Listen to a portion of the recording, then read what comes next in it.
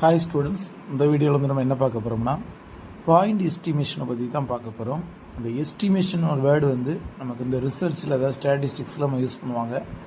அது இல்லாமல் பார்த்தீங்கன்னா அந்த எஸ்டிமேஷனை வந்து எஸ்டிமேட்டர் சிலது சொல்லுவாங்க. அதாவது ஒரு டிஸ்ட்ரிபியூஷனுடைய பெராமீட்டர் வந்து எஸ்டிமேட்டர் சொல்லலாம்.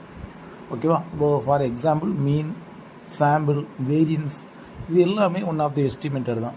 நமக்கு வந்து அந்த ரிசர்ச்சுக்கு நமக்கு ரொம்ப ஹெல்ப் பண்ணக்கூடிய ஒரு வேல்யூ அதுதான் பெராமீட்டர்.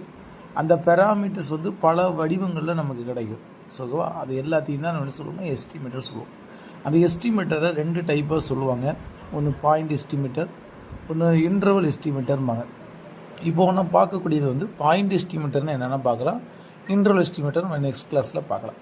இந்த பாயிண்ட் எஸ்டிமேட்டர்னால் உங்களுக்கு டெஃபினேஷனை பார்த்தீங்கன்னா the point estimate definition is the calculation where the sample statistic. ஓகேவா? இந்த ஸ்டாட்டிஸ்டிக் அப்படின்னு ஒரு வேர்டு இருக்குல்ல, ஸ்டாட்டிஸ்டிக்ஸ் வேறு ஸ்டாட்டிஸ்டிக் வேறு. ஸோ இது எல்லாமே இது எப்படின்னா ஃபார் எக்ஸாம்பிள் இதில் போட ஆவரேஜ் ஆஃப் த ஹைட்டு, அதான் சொன்னால் மீன்னா ஆவரேஜ் தான், எக்ஸ்பார்னு சொல்லுவாங்க.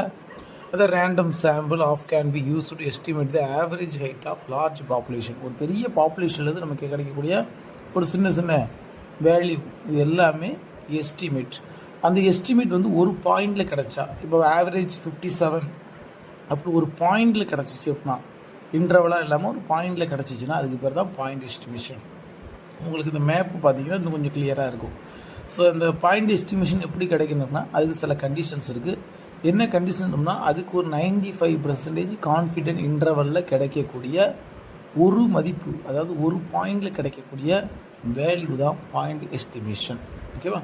ஸோ அது அந்த மேப் சொல்கிறாங்க. அதில் lower confident interval limit, upper confident interval limit அதில் இருக்குது. ஓகே, அடுத்து நெக்ஸ்ட் பார்த்தீங்கன்னா அதனுடைய ஃபார்முலாவில் பார்க்கும்போது இந்த பாயிண்ட் எஸ்டிமேட்டர் எதை மென்ஷன் பண்ணுறது அந்த எக்ஸ் பார்.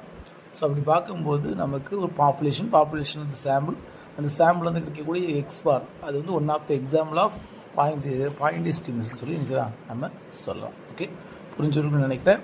நெக்ஸ்ட் கிளாஸில் நம்ம இன்னொரு டாபிக், அதாவது இன்டர்வல் எஸ்டிமேஷன் என்னங்கிறத நெக்ஸ்ட் கிளாஸில் பார்க்கலாம். ஓகே, தேங்க்யூ ஃபார் வாட்சிங்.